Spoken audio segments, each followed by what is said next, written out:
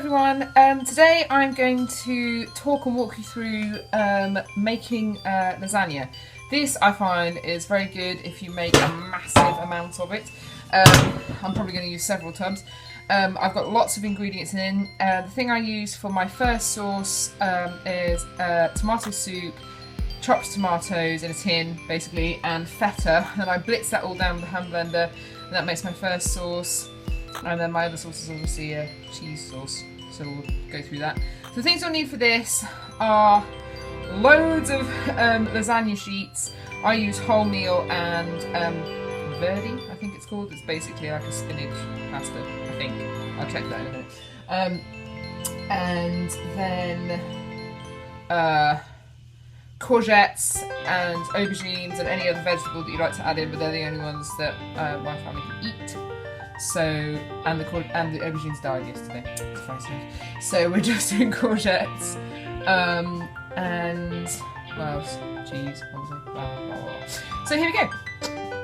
Okay, so into a mixing bowl we put our 1.5 blocks of feta, our tomato soup, and our chopped tin tomatoes, and then we are going to blitz that until it makes the sauce, which I forgot to film, so I'm very sorry about that. Then we start layering, so sauce, veg, pasta sheets, sauce, veg, pasta sheets. I drizzle that with olive oil and put it in the oven to help the stuff move down, and then we're making our cheese sauce, which requires about 3 tablespoons of corn flour. You mix that with a little bit of water and then put it on a heat and add milk and stir like crazy. So, my tip, because standing and stirring or even sitting and stirring is just really hard, is ask somebody to make the cheese sauce for you. Like, sort of, you can oversee the flavourings and that kind of thing, and the seasoning rather, but the stirring is just exhausting. There was one time when I didn't have anyone to help me, and I ended up almost like lying on the hob just to be able to do it. I was like this, stirring, which is not very safe, especially at the time I had a gas hob. Not an electric one, it's very funny. But anyway, that's what we do crazy things to get stuff done. So Melody's very kindly here to help me. But she doesn't want to be on camera today. We will have those days, that's fine.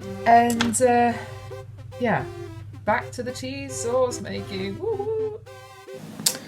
Okay, so the stirring does take a really, really long time, but we're going to show you now how you test when it's done. So, can you see there's like a little bit of bubbling? Not too much bubble, just like tiny, tiny little bubbles, almost like foam. And that's a good start. And then here's the spoon test, which I will explain in a minute. Boom! Look at that. Perfect. It's ready.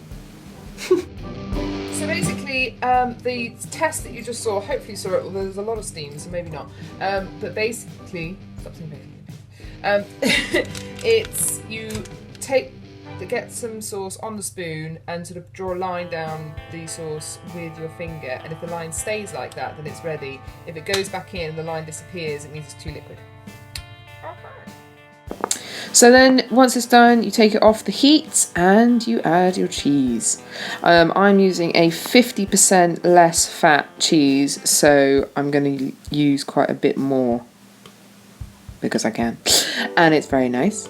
And then you stir that in until it's all mixed in. Or actually, you don't have to do it so it's all mixed in. Sometimes I leave it lumpy because I think that's really nice when it then goes in the oven and you just get like full bits of cheese. There we go. Stir. Stir that in, and then we are going to just taste it because that's very important. So what you're looking for is that it's not like in-your-face cheese. It's just sort of gentle cheese that's going to cut through the tomato and that kind of thing when you put it on the lasagna. I think it needs a bit more pepper. I've got a salt and pepper thing, and then just pepper on its own because I don't actually want to add more salt. But that's what I'm going to do next. So then I'm going to get the stuff out of the oven. So I put that in the oven just to kind of let it munge down a bit. And then this is the penultimate layer. I'm going to put the cheese sauce on, and then 1 layer of pasta sheets, and I generally alternate between the verdi and the whole wheat. Yeah, spreading it all around so it's nice and yummy. there go the pasta sheets. I put this in the oven at 200 degrees Celsius for as long as it takes to make the cheese sauce, which is normally about 15 to 20 minutes. There we go, I'm just using up bits of sauce now, really.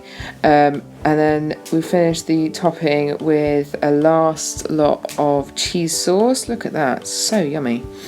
And then I'll probably sprinkle a bit of grated cheese on as well. There we go, that's looking all lovely. And then I generally just sort of scrape out the rest of my sauces and things. So this is like the tomato and feta one that we use for the base, just because it's so nice. So there we go, that didn't take too long. It's a lot longer than my really short meals and stuff, but it's still okay. And that will do lots and lots of portions. So I've got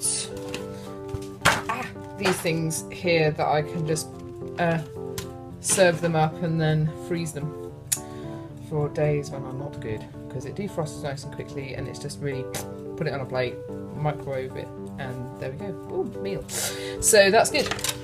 I will show you a picture when it's finished. Bye. So here it is, the finished product, and it's very nice. It's been in the oven for about 45 minutes to bake through, and I'm just going to let it go cold. So again, that is a nice, relatively quick meal, but I think making it in massive amounts and then freezing it is just brilliant, so I highly recommend that. I hope you're able to follow the instructions. I'm a bit dithery today, so probably not, but anyway, write to me and I'll let you know what the actual recipe is. Anyway, lots of love, and I will see you again soon. Bye. Please like and subscribe if you would like to.